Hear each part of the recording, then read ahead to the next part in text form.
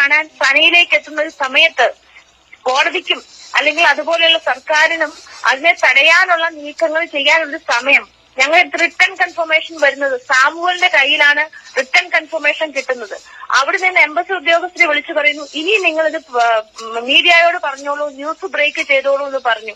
ആ നിമിഷം മുതല് ഞങ്ങൾ കാണുന്നത് പലരും ഉടുപ്പ് തയ്പ്പിച്ചു വെച്ചവർ ആ ഉടുപ്പിട്ട് ചാനലിന്റെ മുമ്പിൽ നിൽക്കുന്ന രംഗമാണ് കാണുന്നത്. ഇത് വളരെയധികം. ഈ വിവരം അങ്ങേക്ക് കിട്ടുന്ന എപ്പോഴാണ്?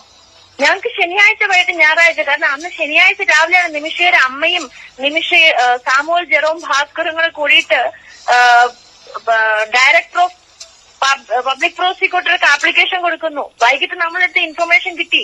ഞാൻ എത്ര കോൺഫിഡൻസോടെയാണ് നിങ്ങൾക്ക് എല്ലാ ചാനലിനോടും, ഞാൻ ഏഷ്യാനെറ്റിനോടും പറഞ്ഞു, നിമിഷപ്രിയയ്ക്ക് ഈ വധശിക്ഷ ഉണ്ടാവില്ല, അത് മാറ്റിവെക്കും എന്ന് എത്ര കോൺഫിഡൻസോടെ പറഞ്ഞെങ്കിൽ അതിന്റെ അർത്ഥം എന്തായിരുന്നു? ഞാൻ ഇതിനു മുമ്പും ഞാൻ എന്റെ ബൈറ്റ് തന്നിട്ടുണ്ട് ഈ മീഡിയയ്ക്ക് തന്നെ. അപ്പോഴും ഞാൻ പറഞ്ഞു ഒന്നും ഉണ്ടാവില്ല, ഒന്നും സംഭവിക്കും. കാരണം നമ്മളെടുത്ത് കൺഫർമേഷൻ ഉണ്ടായിരുന്നു.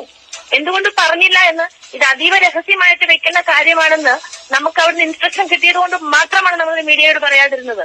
നിങ്ങൾ ശ്രദ്ധിച്ചോ, കേന്ദ്ര ഗവൺമെന്റ് എന്തെല്ലാം കാര്യങ്ങൾ ഇക്കാര്യത്തിൽ ചെയ്തു. എന്നിട്ട് എപ്പോഴെങ്കിലും ക്ലെയിമോ ക്രെഡിറ്റോ എടുക്കാനായിട്ട് അവര് വന്നോ? ഇല്ല.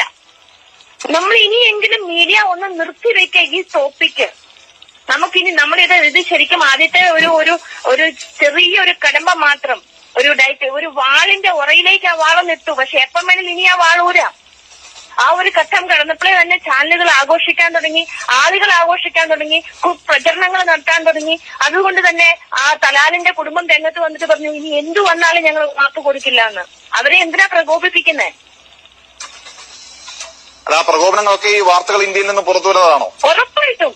അതുകൊണ്ട് തന്നെയല്ല എന്തുകൊണ്ടാണ് നിമിഷയുടെ ഞങ്ങളുടെ അടുത്ത് റിട്ടേൺ കൺഫർമേഷൻ ഇല്ലാതിരുന്നത് കൊണ്ടും റിട്ടേൺ കൺഫർമേഷൻ കിട്ടി അതേ മൊമെന്റിൽ സാമുവൽ ഈ വാർത്ത പുറത്തുവിട്ടു.